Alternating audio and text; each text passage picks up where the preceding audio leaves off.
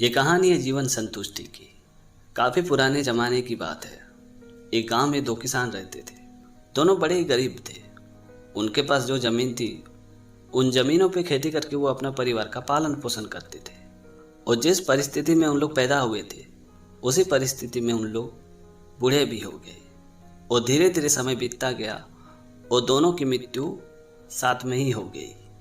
उन दोनों की मृत्यु के बाद जब दोनों को यमराज जी के पास लेके गए, तो यमराज जी ने उन दोनों से पूछा, तो बताओ तुम लोगों की ज़िंदगी में क्या कमी थी, क्या चाहिए और क्या बना के वापस तुम्हें धरती पे भेजा जाए। ये बात सुनते एक किसान ने गुस्सा करते हुए यमराज जी से कहा कि आपने तो इस जन्म में मुझे बहुत ही घटिया ज़िंदगी दी, कुछ भी नहीं दिया।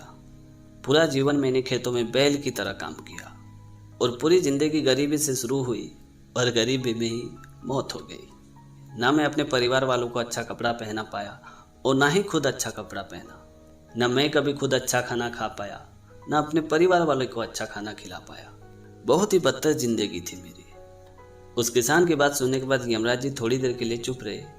फिर यमराज जी ने उस किसान से पूछा कि ठीक है, तो बताओ तुम्हें इस जन्म में क्या चाहिए।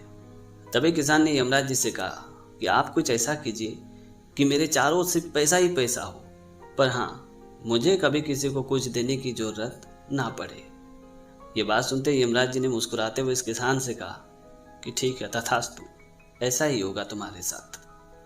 उसके बाद यमराज जी ने दूसरे किसान से पूछा कि बताओ भाई, तुम्हारी क्या समस्या है, क्या तुम भी मुझसे नाराज हो।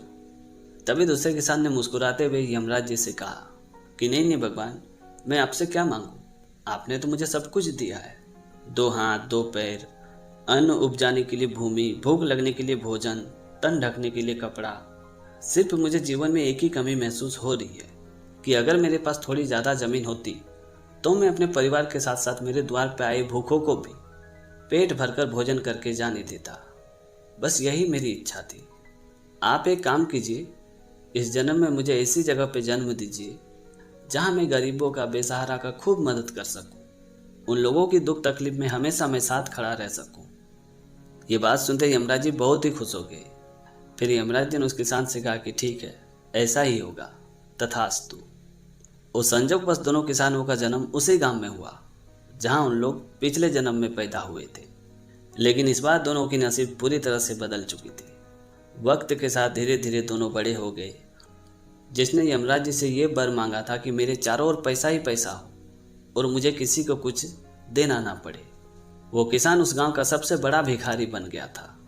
उसके कटोरे में सभी लोग धन डालते थे, उसे कभी किसी को कुछ देने की जरूरत ही नहीं पड़ी। और दूसरा जो किसान था, जिसने यमराज जी से ये वर मांगा था कि मुझे ऐसी जगह जन्म दीजिए जहां मैं लोगों की सेवा कर सकूं, लोगों का दुख दर्द समझ सकूं, वो किसान उस गांव का सबसे बड़ा अमीर और धर्मात्मा बन गया। कोई भी गरीब व्यक्ति उसके द्वार से खाली हाथ कभी नहीं जाता था। वो तन मन धन से सबकी मदद करता था। तो दोस्तों, छोटी सी कहानी में ये सिखाती कि आपके पास जो कुछ भी है, उनसे जितना हो सके दूसरे की मदद जरूर करें। और सबसे बड़ी बात यह कि पैसे का घमंड दूसरे को बिल्कुल ना दिखाएं। अगर आप ऐसा करते हैं तो यकीन मानिए आपके जीवन में कभी शांति आएगी ही नहीं। तो दोस्तों, आज की कहानी आपको कैसी लगी कमेंट करके ज़रूर बताना। और अगर आपने हमारे चैनल को अभी तक सब्सक्राइब नहीं किया है तो प्लीज़ यार चैनल को सब्सक्राइब कर देना, क्योंकि इस तरह का कंटेंट मैं हमेशा अपने चैनल पे लाते रहता हूँ। तो आज के लिए इतना ही। मिलते हैं अगली वीडियो में एक नई टॉपिक के साथ, एक नई कहानी के साथ। तब तक के लिए जय हिंद, वंदे मातरम।